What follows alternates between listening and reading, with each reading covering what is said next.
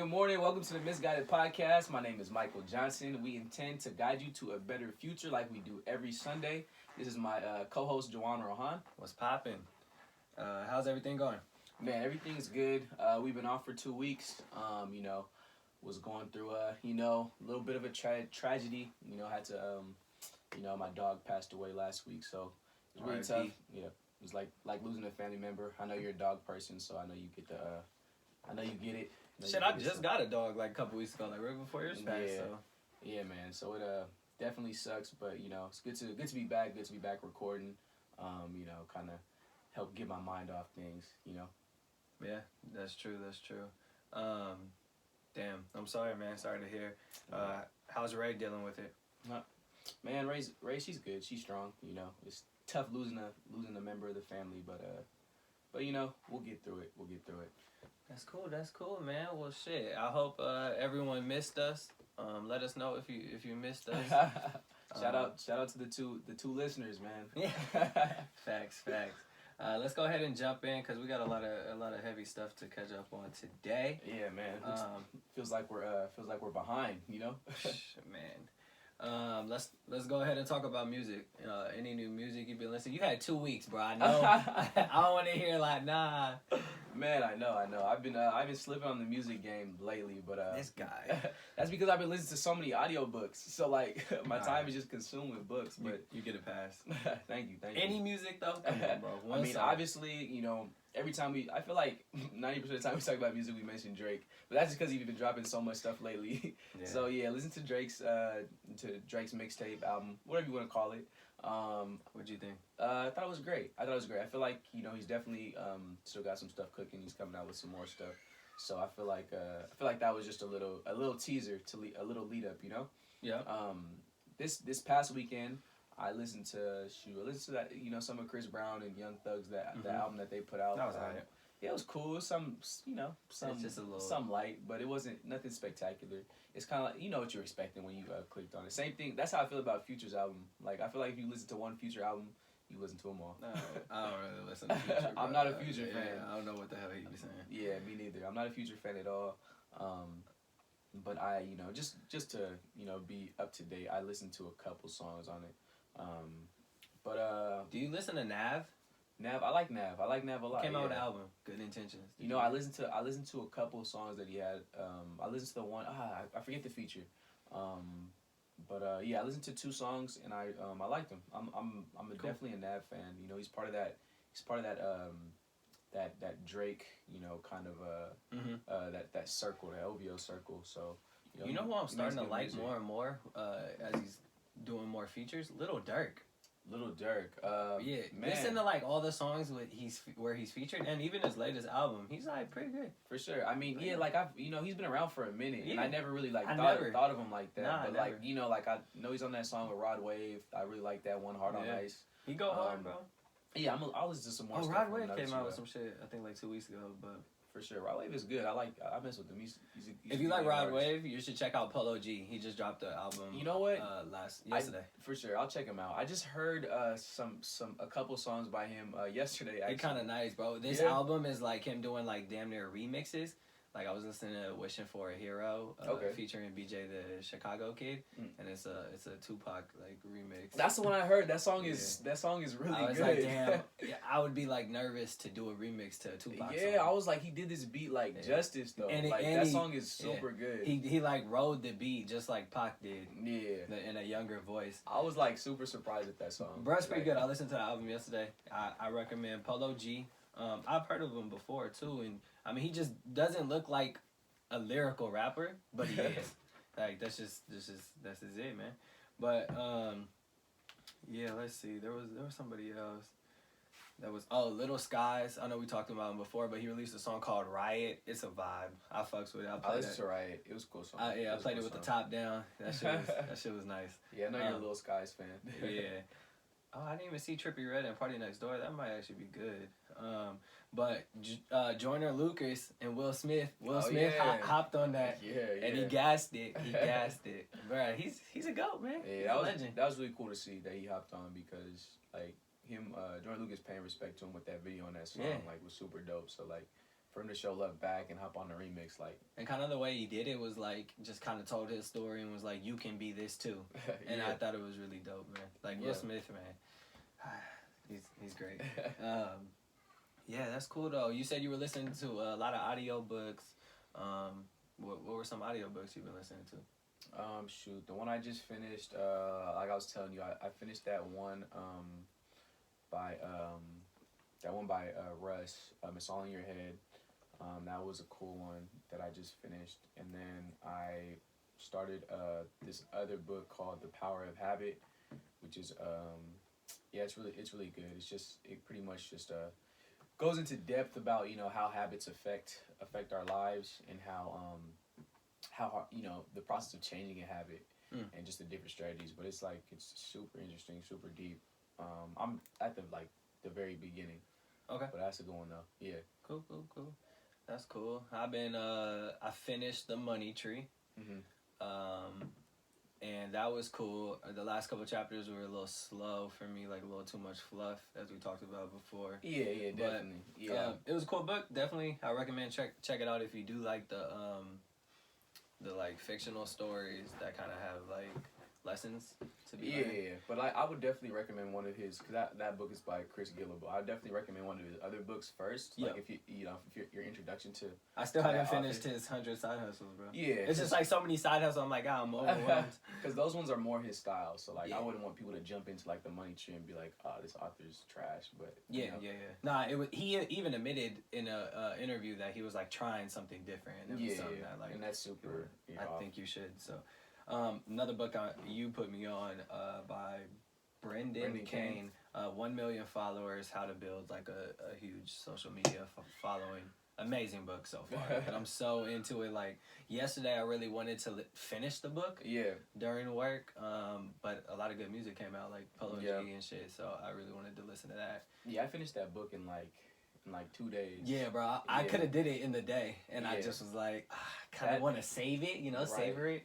That book's really good for anybody starting a business or starting a brand, because I'm super into like digital marketing, just marketing in general. That's why I got my minor in college, and I've been working in marketing for pretty much ever since I left college and stuff. So I started doing a digital marketing course, and then I ended up finding this book kind of through doing research, and it's pretty much like it's a lot like the digital marketing course I'm taking. I'm teaching you about running ads through all the different mediums, all the different social media mediums, Twitter, Instagram, Facebook.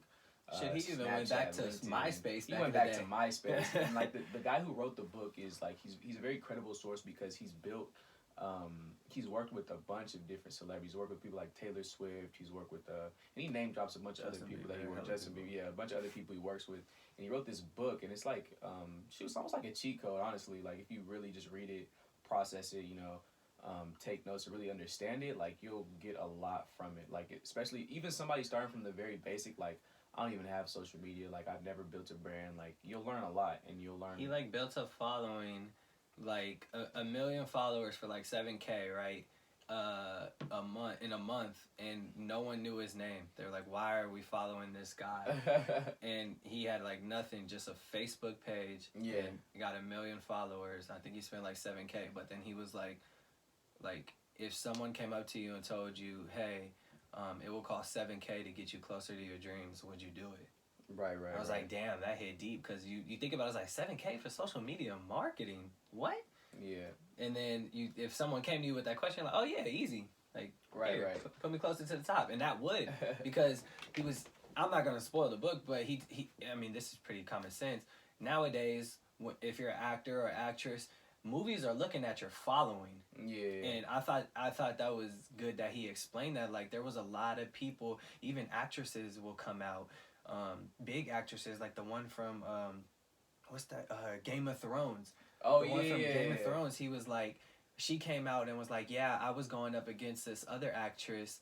And the only reason I won the role is because I had more followers. They let me know that. Right. She was a way better actress, but I got it because I had more. And that's what they're doing. And so, like, that's why he pretty much did this experiment to get to 1 million followers in a month. And a lot of people don't understand, like, just the way and the processes of how things work, Like, it's not as simple as people think. Like, people aren't, like, if you're not like a celebrity, or you're not like, people aren't just gonna go to your page and follow you. You know what I'm saying? Bro. So he breaks down like the techniques and like how you actually build a following, because every person you see on social media, like, all the stars you see, the big people with big like, they're using, they have social media marketing companies that they're paying $25,000 a month, like, you know, to run their pages for them. You know, they're running ads constantly, like they're doing things to get their profiles in your face. And it's just a stuff that, you know, a lot of people don't know, and he like breaks down a lot, which is, it's a super dope book, just to give, even if you're not building a brand, just to give you insight into the game. Like it's a very interesting and very insightful book. I learned a lot. It got me really, really motivated to you know, do advertising and stuff, especially for this podcast. But I just wanted, like, another example is that I understood a lot of principles he was saying, because in the music, like you said, it is very hard to just get someone to follow Juwan Rohan if they don't know who that is, or they haven't seen him on a billboard, or they haven't seen anything. But I like my strategy. I learned a lot from Gary Vee. And I learned a lot from this book, but Gary Vee pretty much emphasizes the principles that, you know, he used to stay up from fucking up until 3 a.m. in the morning, just DMing on Twitter, people to check out some wine, or responding to everything. Yeah. And that's pretty much like what I do. I am always DMing people to, you know, rate this. I pretty much want honest feedback on my music. So if you think it's trash, let me know. I can take it. Like, let me know. Just give me an opinion. Right. And I rarely receive it's trash, not to boost my head up, but like when the people reach back, they're like, oh, it's either okay, or they're like, oh, it's fire, but I followed you, I'm sharing with all my friends, blah blah blah. Yeah. And so I think that's really cool, because I've been seeing a lot of progress this last year. Like, for example, I put up my Spotify page. For my monthly listeners are at 585. And it's been constantly, like, slowly growing. Yeah. And that's all off of no articles. Like, I haven't done any press this year because of what's happened. Right. So that is literally all just off of me DMing, reaching out to people, and just being personal and relatable. Yeah. And I think that goes a long way. Like, the other day, this was yesterday, some girl was like, hey, I listened to your album. It's fucking fire. She was like, I like you a lot better than Fora, who is like one of my favorite. I compared my music to him so she could go check it out, because she's a fan of him. For sure. And she was like, I like it a lot better because you actually reach back to your fans. For sure. I had to explain to her, like, yo, Fora's on a whole different level. Like, he has thousands of DMs, but I just thought it was really cool, because I am trying to be relatable. Yeah, definitely. And that's cool. Brandon King talks about that. Yeah, he talks about a lot about just everything that has to do with this. It's a super dope read. Yeah, that's cool, man. That's cool that you're seeing growth and everything, especially through, you know, how you're, you know, kind of taking advantage of the times and using it to your advantage, man. Facts. So, we talked about music, talked about books. Next, Netflix or any shows, man. Amazon Prime. What you been watching? Shoot, I started watching Upload on Amazon. I was waiting. I was about to bring that up. Right. Upload's a great show. I'm not finished. I'm on episode 8, so I got 2 more. You got 2 more. Yeah, so don't spoil it for me like you spoiled that movie. So. Oh my God. All right. Don't spoil it for me. All right. It's amazing though. You could attest. It's amazing. Yeah. I'm so mad it's over right now. Yeah, for all those. You can talk about it. Go ahead, talk about it. I'll talk about it because I'm not a spoiler like Juwan. Basically, it's Upload is a show about basically people. It takes place in, I want to say, 2033, and people have the options to upload themselves into basically a digital afterlife rather than passing away traditionally. And basically off of that, you'll see like a lot of different opinions about it, a lot of different you know, pros and cons that come with that reality. But yeah, it's super dope. Like, it's a very futuristic show. It's a Black Mirror episode into a season. Yeah, basically, yeah. It's one episode into a season. It's really dope. Yeah, it's really cool. Like, you'll be hooked right as soon as you watch it. Like, it's super entertaining. Like, and it's kind of corny, which I kind of like too. Not corny, but it's corny. Yeah. But it's like meant to be that way. It's meant to be. It's like, yeah. It's about self-driving cars, which is right around the corner. Like this, I mean, it's already started happening, but like, yeah, you know, it's very in the near future. Like 2033 was damn near pushing it. Like it could be even quicker than that. Yeah. So, would you upload yourself? Would I? As of like right now, like no. Like no, no. You're alive right now. Of course you wouldn't. No. I mean, my thought process right now, because you know, I'm just saying, But why? like your thought process could change. But I mean, I'm religious, man. Like you know, I was raised Christian, and you know, I mean, even though I don't go to church every Sunday, like I believe in a traditional, like, you know, like I'd rather, you know, pass away and just be at peace rather than, you know, live forever in a digital afterlife. You know what I'm saying? But I think you can kill yourself off in the digital afterlife. Yeah, you can. Can you grow? You can't grow old because that dude wasn't growing. The little boy. That's not spoiling anything, but it just stayed a kid. Man, you can't help yourself, dog. No, bro, that's not spoiling anything. I just playing. So like, nah, I wouldn't upload, man. I wouldn't upload. Okay. Yeah. You're like the dad. Yeah. Another spoiler. Go ahead. That's not a spoiler. Nah, would you? If it was as good as Lakeview, probably. Man. Yeah, I don't know. I'd probably do it. Cause I'm not as religious. Yeah. And but I don't know. Like it's tough because It it's like safe. Like, you know, like you have this guarantee that you're gonna be able to be with your family, like pretty much forever. If technology was at that level, I probably would. Right. I just don't know if it would be at that level by the time I pass. I think it will. But I probably would. But yeah, like I like the point you said. Like you kind of be alive forever, and then it's not like you age. So it's like, I don't like that part. Like if I wanted to upload myself, I want the ability to age through it. You know what I mean? Yeah. Like age and afterlife. That way I'm like still kind of similar. But anyways, upload, great show. That's what I wanted to talk about. I'm glad you touched up on that. I do want to talk about The Last Dance. Let's talk about the culture a little bit, man. What are your thoughts? Shoot, I finally got to watch it. I'm up to episode 6, so I still have 2 more to catch up, and then I know they're doing the last 2 tonight. So I guess I'm not really caught up. But so far from what I've seen, like it's great. Like I feel like it's lived up to all the hype that I've been reading about on, you know, social media and on the internet and stuff. Like it's great. Like I never watched Jordan like that, you know. Like I've never been one to like go back and watch a lot of his highlights. I pretty much just watch what they show on like, you know, ESPN, and when I'm watching basketball and, you know, they talk about him and stuff. So being able to see him that in depth, it definitely gives me a lot more of an appreciation about him, and I learned a lot more about the guy. And I mean, he's definitely not as good as Kobe, but he's I have a lot of appreciation for Jordan, like that whole like team, like learning more about like Rodman. He's such an interesting guy. That's a good thing. We learned a lot about the other players around him. Like I never Steve Kerr. Definitely. You know what I mean? I never knew how good Scottie Pippen was. Like I never realized how good like he was like a great player. Like he wasn't just like the second best player on the Bulls. He was one of the best players in the league. You know, like he was killing. What was the last thing they talked about Scottie Pippen? Like, I don't want to spoil anything for you. So what? For me, the last thing. I mean, even though it's all over the blogs, but they're just like, you know, on like his contract, how he's like not really happy. Like I was on the Team USA episode when they were like talking about bringing in that guy from overseas, and when they still haven't even like paid Pippen yet, but they're already talking about Tony Kukoc is the future of the Bulls and stuff like that. It's about to get good, bro. It's about to get good. Have you got to the Kobe episode? No, I think that's next. I think that's 7. No, I watched it. Yeah, I watched the Kobe one. Yeah, that shit almost made me tear up, bro. That was sad. I know, it's super sad. But one thing I noticed though is like the NBA was so old back then. Like, if you notice that everybody on the court and all these flashbacks, they all look like they're like 35. Like, there's like no young players. Jordan he might talk about it in the next episode, or if he didn't. I think Kobe mentioned it, but I was like, when I was watching, I was like, dang, like everybody looks super old. Now the league's so young. 19, 20. Yeah, bro. That's crazy. Yeah, you're absolutely right.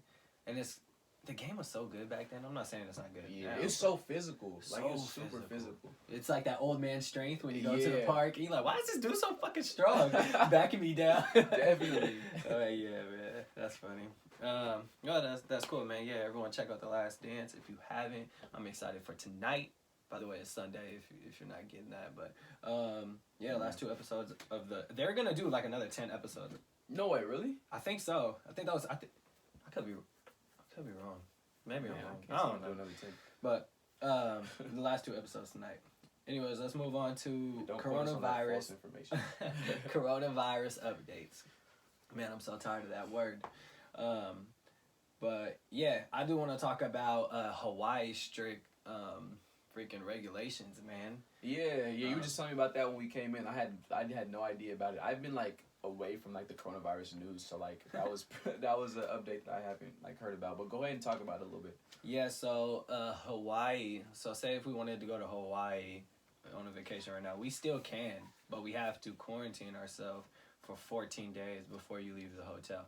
So as soon as you fly, you off. They ship you ass to the hotel, right? And then the hotel's like, all right, you got to stay here 14 days. You leave, cops called, right? And of course, you get some people who try and leave. And pretty much 6 people have been arrested in Hawaii for breaking the rules and trying to get out. One of them was a California couple that was out there on their honeymoon.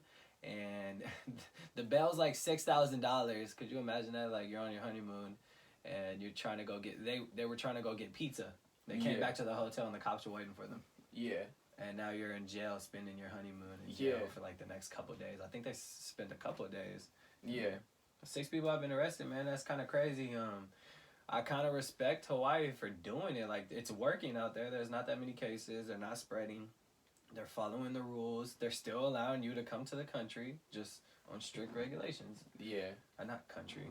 State. But, yeah, it's just interesting. I read about that this morning. I knew about the 14-day thing, but I read about the people getting arrested this morning. Yeah.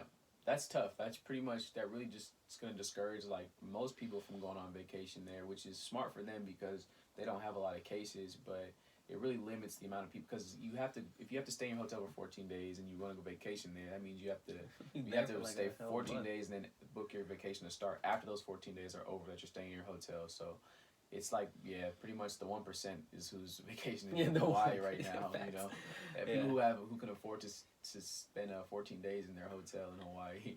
Yeah, my neighbors had to cancel. They were supposed to fly to Hawaii yesterday, which is what got me thinking about it. And they had to cancel, and only the flight going there, that airline refunded the money, but the flight coming back, they were like, no, we'll give you a voucher to use at a later date. Man, I wonder do you know how they prove that they've, like, once your 14 days is up, like, how do they prove that? Like, do you know that? Nah.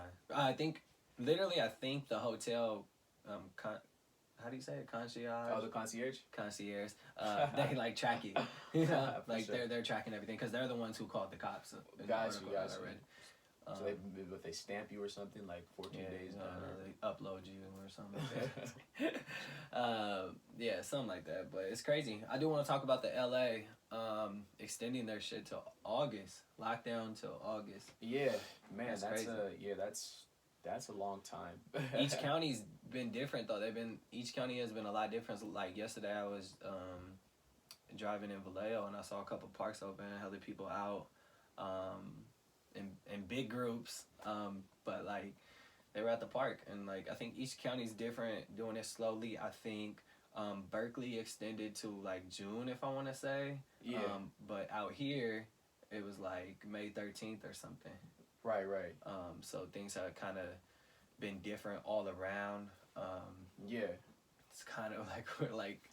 No one knows exactly it's really confusing. It's ambiguous, like, you know, because some states are opening, some cities are, it's county by, it's not even state by state, it's county by county, you know? Like, we're all in California, but, you know, you got LA with 3 more months, but then you got, you know, like you just said, like, you got Solano County that's, you know, that opened up already, and, you know. The DMV opened everywhere in the Bay. Man, so, yeah.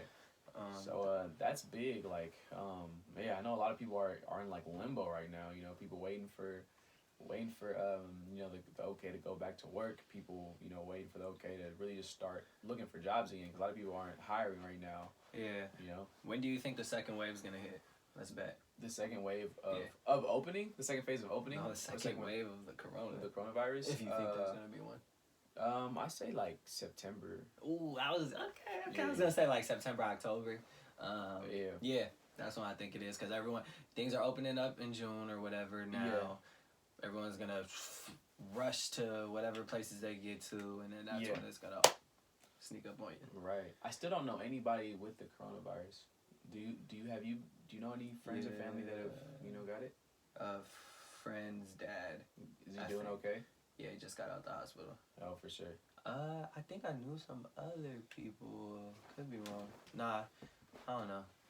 I saw the test on the news though. I'm hearing that the test is super painful and invasive. Bro. Like they showed it on the news. I was like, yeah, you got me. Crazy. Even if I have it, I'm not taking it. Bro, I'm never taking it. But that thing went. It was like a long Q-tip, right? Yeah, Q-tip, and it just went all the way down the nose. God. But and just like, thinking about it, like. It hurts, son. It makes me cringe. Yeah, bro. I was like, I'm not doing that. Y'all just gonna have to count me as a coronavirus case.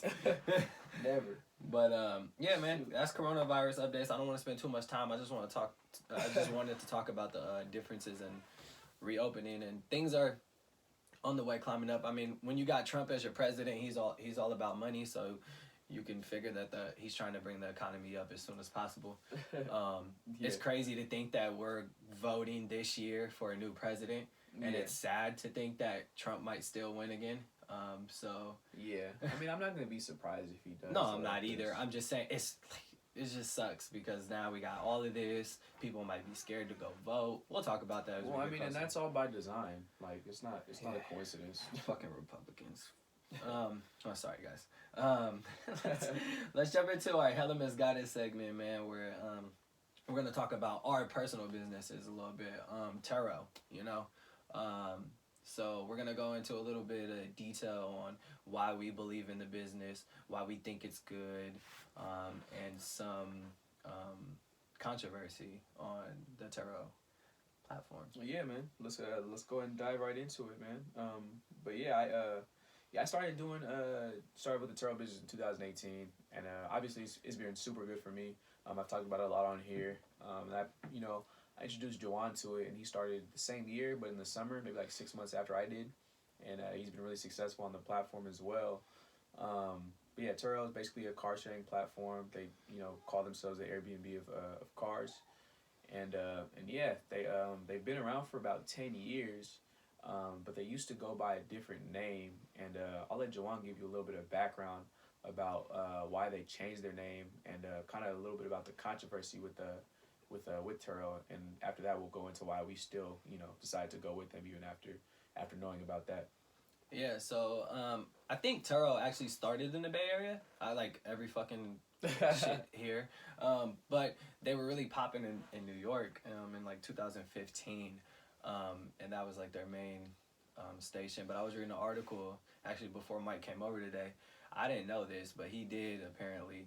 But back in 2015, when Turo was first kind of getting started out, there was a lot of controversy on their insurance policy. And that's like the first question. When they ask about my business, they're like, "Oh, what about insurance?" That's the first question someone always asks me. Yeah. And so it's kind of crazy that I'm just now learning this. But back in 2015, there was a fatal accident that happened in New York. What happened was that someone on the Turo platform, a host on the Turo platform, was renting their car out. Their car got hit by another car, and the person that hit the rental car died. And the rental car had 4 passengers in it. Right. And so there was a lot of liability issues that happened like in the newspaper and whatnot. And the reason you might not be able to find this, it's pretty easy to find, but they were called relay rides. And then they ended up changing their name after this. But there was a lot of controversy on it because it was like, okay, what should they cover as part of insurance? The driver wasn't even there, blah, blah, blah. Turo's insurance covers up to $1 million. So luckily, the host, everything was covered. Yeah. The death was covered under that $1 million, etc. Now I don't know how much. Like I'm sure someone's death can be over $1 million, you know, if they have the right lawyer and stuff. Yeah. But it seemed that it worked out in the host's favor. Yeah. Which was a blessing to the host, as she explains, and she still continued to use the platform after. Man. So yeah. I'm not saying it would work every time, but that's something that kind of changed the trajectory of Turo. Was that 2015 accident? You know, before that they were called relay rides. And then they were like, okay, we want to start over. We want to rebrand ourselves. Yeah. Implement some new policies. Yeah. And you know, make our insurance more something people look to. Yeah. And it's worked. Yeah. We both use their insurance. I know you talked about commercial insurance. I don't know if you fully transferred over. Yeah. But we both use their insurance. And it's been cool. A lot of people talk about how many times their car has been in an accident. Yeah. Like there's this one guy in the article that said his car was rented out 29 times and been in an accident 3 times. Yeah. We've been in multiple, or not we've been in, but our cars have been in multiple accidents. Right. Also because we have a lot of cars, so that increases the percentage. But Turo's stats were saying that less than 1% are in accidents, and if it is an accident, it's just like the normal bumper or someone backing out of the Safeway parking lot and they hit your little side. But we've experienced some huge accidents. My BMW is in the shop right now. Right. Just for a bumper, nothing crazy, but so how do you kind of feel about, you know, people, you know, talking about whether Turo's good or bad?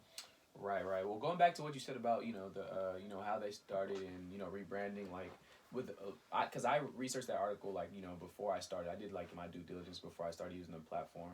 And not only did I hear that story, but I also heard a story about, you know, a guy whose car got stolen on his very first time hosting a trip.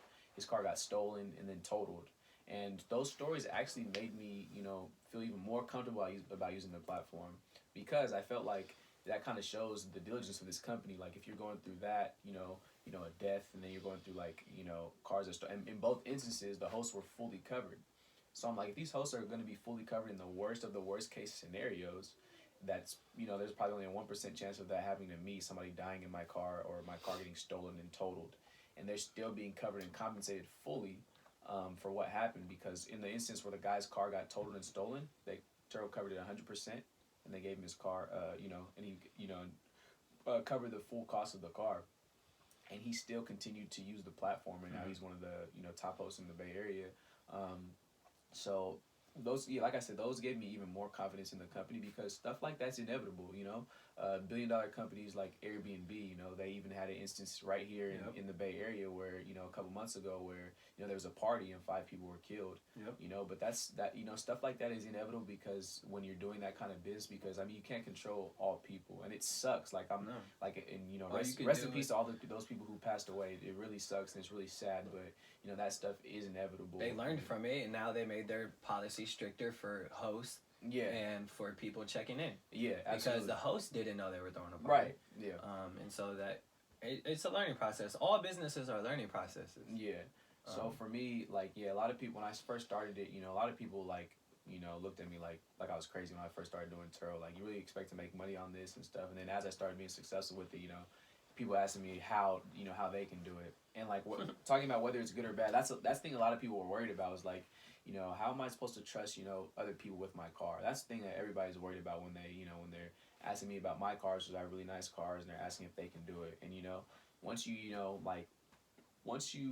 understand the business and you realize that, you know, whatever's going to happen to my car, as long as I'm following the rules, I'm doing all the things I'm supposed to, taking, you know, proper documentation of the vehicle, like, you're going to be covered up to $1 million in damage. So your car is safe. So I do think it's a good business to follow, a good business model, because it's very low risk, super low risk. As long as you're following and keeping up to date with Turo policies, you'll be all right.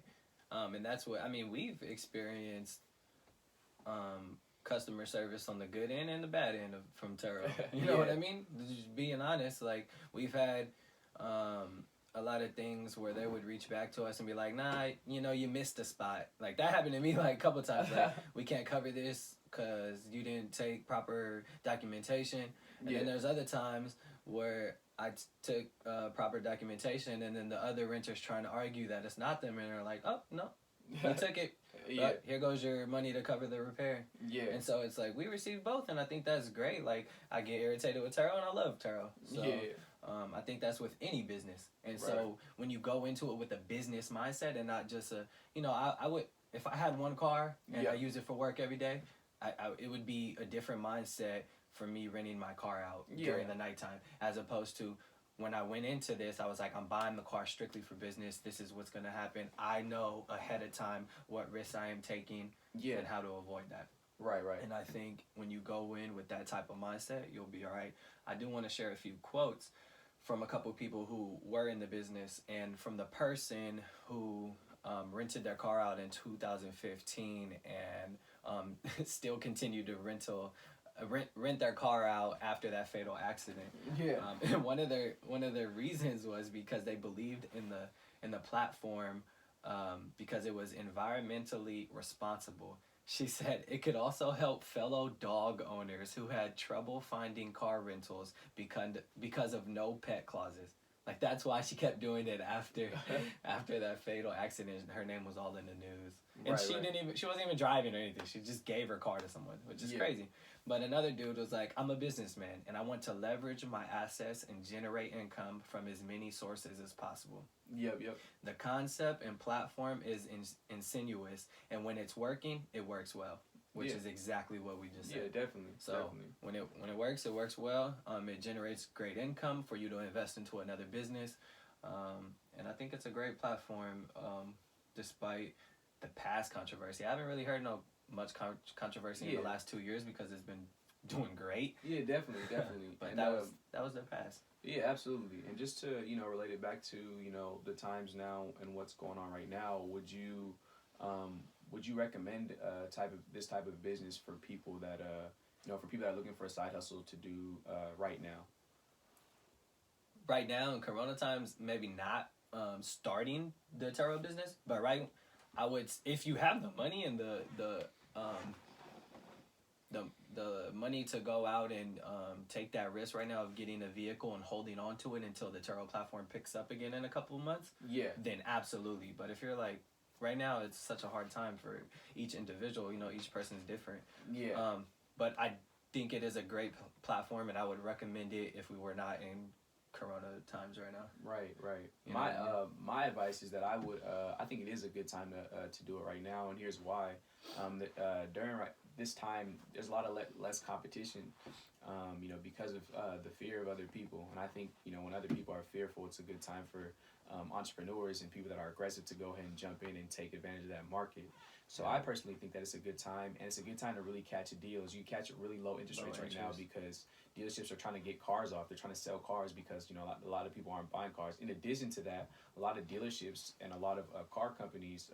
I say car companies aside from dealerships because there's other car companies that aren't like traditional dealerships like Shift or Carvana who they deliver their cars to you and they don't have like a actual physical dealership. But anyway, there's places like that. A lot of them are offering 90 days, which is 3 months without a car payment. So you think about it like this: you're able to go ahead and go in and get a car. If you have good credit, you can get the car for zero money down, not have a payment for 3 months. And I have cars that are making $1,500 to over $2,000 a month. Think about it: you get a car that you get a nice car that's able to make $2,000 per month for 3 months without a payment. That's $6,000 in your pocket without having to make a payment at all. And and in the 3 months, theoretically, and from statistics that I'm looking at with Turo, because we have like a lot of advanced analytics and people on the Turo team that I work with that are showing me that the market is already rising back up.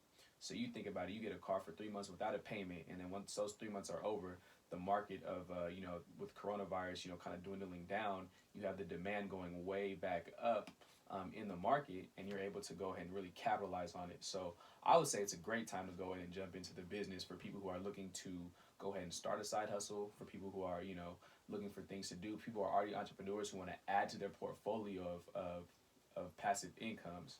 I would definitely recommend it. But I think it's a great business to start. And yeah, so if you are into looking for a different side hustle, definitely go ahead and look into that one. It's something that we both to that we could speak to. Always feel free to give us a shout out on it, or send us a message if you really want if you really want help on it, because we're glad to help people. Any way we can help the culture, help the community make more money, that's what we're all about. And before we move on, I wanted to go ahead and talk about how you can use the same principles in Turo and relate those back to the principles of real estate. Yep. So, Juwan, I'll let you go ahead and lead off that one, because I've been talking for. I feel like I've been talking for a minute. Go ahead. Yeah, bro, stop talking. It's my turn. No, but I think these principles are very similar to the real estate game. As far as when you go into real estate, you kind of have that mindset of, I want to buy this house, right? I want to take out a loan. Buy this house, fix it up if it needs to be fixed up, or just rent it out, right? You could do the traditional, I have a renter that has a lease, they're here for whatever their lease says, or you could do the new school, Airbnb, right? Yeah. That's kind of the mindset when you buy real estate to invest in, is that you want to have it occupied. That way it can generate some income for you, some passive, it's not really passive, but some income for you, and it kind of pays it pays the house off over the term of it could be a 15 or a 30 year, right? But it pays the house off. That's kind of the same idea with the cars. You go out, you get a car, you have a payment, your car payment is the same as the mortgage payment, obviously way cheaper, way cheaper.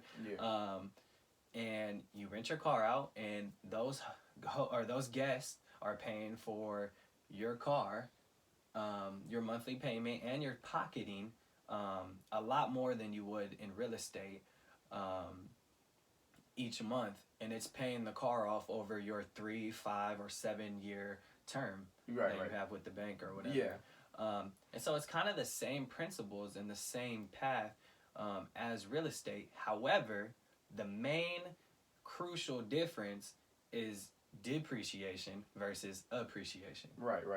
Now, a car, as soon as you take it off the lot, right, you drive a mile off the lot, it just depreciated thousands of dollars. Yeah. Real estate, however, if the longer you hold on to it, the more appreciates, if you're taking care of the property, obviously. Yeah. But those are the two main differences. And whether this car business is good, and I'll let you, I already know where you're thinking, I'll let you talk about that, why it's good on paper, but those are the two differences, and I just want to make sure you guys understand that that they are very similar in the principles. It's just appreciation versus depreciation, and I want you to expand on why depreciation in this sense might be good. And it's also good for Uber drivers, Door Dashers, Postmates, people like that, people who are driving the miles and can write it off during taxes. Now, the only thing I would say is you have to make sure it's a company, it's a business. Yeah. You can't just go take out 7 cars without starting a business and expect to write it off at the end of the year, because those are your personal things. Yeah. So like Juwan said, those are that main differences: appreciation versus depreciation.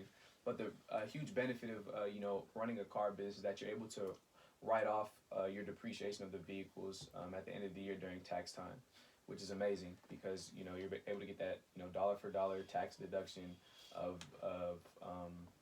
the depreciation of each of the cars that you own. So yeah, let's talk about some depreciation. Or let's talk about some tax write-off. What are some things owner or hosts can write off as tax at the end of the year?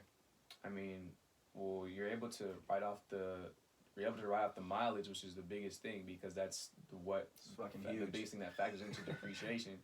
And the other thing is, when you're buying the car, if you're doing it strategically like we do, you want to buy the car 4 to 5 years old, because that's when that's the best buying point in terms of depreciation, because a car depreciates about 40 to 50% in its first 4 to 5 years. So when you're buying it 4 to 5 years old, you're not taking a massive depreciation hit, which is very crucial. So you're able to buy this car when it's not when it's already depreciated most of its value that it's going to depreciate, you're able to write off this depreciation, and you're able to cash flow on this vehicle year after month after month, year after year, cash flow on the vehicle, pay it off faster.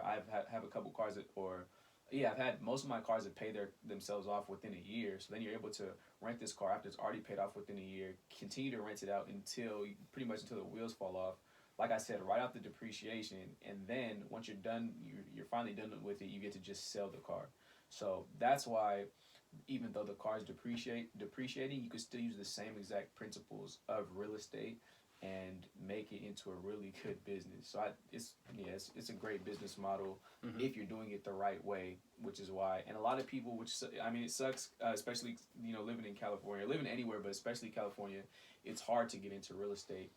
Living here, it's really hard because of how expensive things are. Yeah. So this is kind of a good way to kind of dip your toes in there. If you're not able to go ahead and start off real estate, it's a really good what's the word I'm looking for? It's a really good alternative. So that's why I really like to open people's minds to something like this, because when you look at it at the base, people are scared of it, and we're just people are scared of risk. Yeah, people are scared of risk, and like once you kind of really get down to the meat of it, and you really learn about it, you realize it's not as big as a risk as you think. So, yeah. That's facts. I do want to talk about a couple things. So, just mention a couple things you are able to write off. So mileage was huge because the way your tax professional will write off your taxes is so you're able to take it by year. So you can take off that full depreciation of that vehicle in the first year, which obviously is going to be a huge tax return, or you can kind of do it year by year. It's whatever you get to choose it, especially in California, I think. But you can write off mileage. You can write off any maintenance and repairs, which is great. You can write off any travel expenses. If you needed to go to LA and check out their Turo business, kind of scout, you had a meeting with someone, or you talked about business, anything business related, you can write that off. You can write 50% of your food expenses. Yeah. And you can write off, what are some other things? Another thing that we were using is Uber. I guess that kind of goes into travel. But, when we're dropping off these cars at the San Francisco airport, how are we getting back home? You got to Uber, or you got to pay someone to come pick you up, right? So, right. BART. So those are things you can write off and get your money back, or at least a percentage of it at the end of the year. And I think it's very important. You can also write off interest you pay on that monthly vehicle, okay? So say your car note is $200. You cannot write off the $200 times 12. That's the principle of the loan. So you can't write off the principal. You only can write off the interest. Yeah. Which is a couple hundred. I think a couple cars of mine were like 400 or something like that. Yeah. So there's so many benefits to running a car business. So many things that you can write off. And I'd say our tax professional taught us a lot. Like there were some things I didn't even know I could write off. You could write off the office in your where you run your business. I can write this studio off right now. And California actually is friendly on it. I think the bigger the office, or any place, but they give you like a lot of, it's based on square footage. And you don't have to have an office. You don't have to literally have an office. You can just write off a square footage area in your home and get money back for it. So there's just going into any business, you learn a whole bunch. And we learned a whole bunch from this business and how we could really, really use it to our advantage, which has been great. I'd say the best way of learning it too is going through the business, because we didn't know this before. Yeah, we didn't. We study, we're studying real estate right now. Yeah. But the only way we're truly gonna know it is when we're actually in it. Yeah. And so I think that's very important, and that goes back to our second episode ever of getting started. Yep. And so we just say get started, take that risk. You're gonna learn. You're gonna make mistakes. And I just want to say how good of a business it's been. Shout out Turo. That would be great if they sponsored us. Wow. There's so many people that need to sponsor us. Amazon Prime, Spotify, ESPN, Turo, Airbnb. We should hit up Turo, bro. You got the connections, bro. They love you over here. This boy is loved by the Turo community, for real. Man. You're the president or something. But yeah, we'll send an email to Turo. Yeah. Well, yeah, man. I hope we gave a lot of insight because we mentioned Turo so much on this podcast. So hopefully this episode really gave people like a really good breakdown of it, so they know what we're talking about when we name drop it all these other times. Yeah, and like we said, our intention is to guide you to a better direction and share our ups and downs of any entrepreneurial task we take on. And this is one of them we've been dealing with for 2 years, and now we're kind of seeing the platform through a freaking pandemic, which we would have never thought. I know. So crazy. Like we're seeing really the downs of it, and it's still doing cool. It's still steady. Yeah, we surviving out here. Absolutely. Cool, man. Yeah. Anything you want to touch up on before ending that segment? Nah, man. I think we really got into it. I think we dropped a whole bunch of gems, man. A whole bunch of free gems that other people would charge you for. So you're welcome. If you have any questions, you can hit us up at the Misguided Podcast. You can email us themisguidedpod@gmail.com.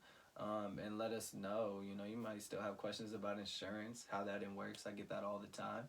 You may have questions about how much monthly income we get from each vehicle. Yep. Each vehicle is different. Yep. Depends on the location you're at. Depends on the community. Obviously, SF, there's a lot of commuters. Yeah, definitely. So it depends. So if you want to ask questions, hit us up. Yep, definitely. We're happy to answer them. We're not hiding anything. Free game. Free game. For real. Let's get into our guided conclusion section. Yep. I went first last time, so. How do you remember? That was 2 weeks ago. Yeah, it's not that long ago. Oh. All right. My question for today is: if you had the world's attention for 1 minute, what would you say? Oh man, if I had the world's attention for 1 minute, that's a pretty good question. Invest in me. That's it, and he dropped the mic right there. Nah, definitely not. That's extremely narcissistic. I would tell him. I would just tell everybody to be kind to one another. Yeah, it's pretty corny, but nah, I would just tell people Yeah, bro, come on, man. That was a good question. You just say that. I mean, yeah. A minute's not a long time. I would just tell people to, practice peace and love, focus on their life, stay in their own lane. Do what's all like the cliche stuff, man. I mean, I don't stay in your lane. That cliche. Focus on you. Focus on God. Focus on your spirituality. And your sexuality.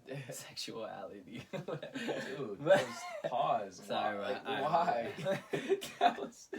But I had to spice it up a little bit. That's pretty much it. That's not the best answer, but I mean, shoot, off the top of my head, yeah, I would just tell people. I want to hear y'all answer. Forget this guy. All right, y'all comment on our Instagram. Let us know what the hell you would say if you had a minute of the world's attention. All right. Say my question is the same question to you. What would you say? What would I say? I'd tell them to follow the Misguided Podcast, because I'm like joking, but I'm not. I'd be like, not necessarily follow the Misguided Podcast, but we do guide you to a better future, and the world does need to be guided to a better future than what we're currently in. So I'd give some type of motivation, and then I would shout us out at the end, because we do try and help, people, and so. And I'm reading the book 1 Million Followers, so that would be great to get 1 million followers right away, just off a shout out. Man. But yeah, I'd pretty much just promote positivity, and kind of staying together, especially in times like these. And then I would shout us out. I'm not gonna lie. I would either shout us out or I shout me out. So one of the accounts is getting 1 million followers. That's not a surprise. This guy's all about the marketing. Which is good. But for sure. Yeah. But my actual question to you is, what's your biggest goal that you wanted to accomplish before you know you had to. I mean, you're still working, so like I guess you know it's not the biggest difference for you or biggest change, but regardless of that, what's your biggest goal with you know with this that you want to accomplish while we're you know still in this situation? Like, yeah, what do you want to accomplish mainly while we're still in quarantine? I say my biggest Your biggest goal? my biggest goal I don't want to accomplish. That's what I meant. Yeah. Before this is over. I'm gonna just wait 5 minutes of silence. Come on, man. I'd say learning as much as I can, even though it's like, yeah, I'd say learning, but like really nothing has changed. Like I just come home, do the same stuff. I'm still learning, but I'm less motivated. As sadly as it like, and we'll talk about that on another episode or a mini-sode, but it's just been kind of harder. I've been feeling like less creative, but I'm still you know going through it. Yeah. But I'd say learning as much as I can. Yeah. In times like these. Yeah. To prepare, especially on the business side. And I've been learning a lot about real estate because I really want to jump into it like this year. Also, we talked about on our last episode about food trucks, which I've been learning a lot about that, and talking with Nico. And it seems like it's finna be a go, man. Y'all gotta come out to our food truck, you feel me? But now I've been learning a lot about that in California laws. Right. Because that's where we're at. I said my biggest goal is to get this house together. Okay. I've been doing housework every day. Gotcha. Every fucking day. Gotcha. So I'd say, and I've been like learning a lot, like as a man, some shit that like my dad didn't teach me, like how to do a sink, how to fix drywall, how to you know connect the wall doorway, like shit that YouTube is like my dad now. Like, you know, so I just been learning, literally learning. For sure. Knowledge is fucking so powerful. Yeah. It's crazy. Sure. That's how we're gonna end the episode. Knowledge is so powerful. For sure. That's facts. Man. But what about you? Juwan just moonwalked around the whole question. No, I didn't. I moonwalked back into the circle though. I said knowledge. All right. That's my biggest goal is to get more knowledge. For sure. My biggest goal is to read about 5 more books. See? Same shit. But I could have said it just like that though. But I did moonwalk. But I moonwalked my ass back into that shit. Alright, a tootsie slide. Sure. Yeah, that's facts. Knowledge is powerful, man. Well, that's the Misguided Podcast. Yep. Where we intend to guide you to a better future. And we hope you enjoyed this episode as we are back. This is episode number 12, man. Yep. Hey, we got a mini-sode coming soon, so stay tuned.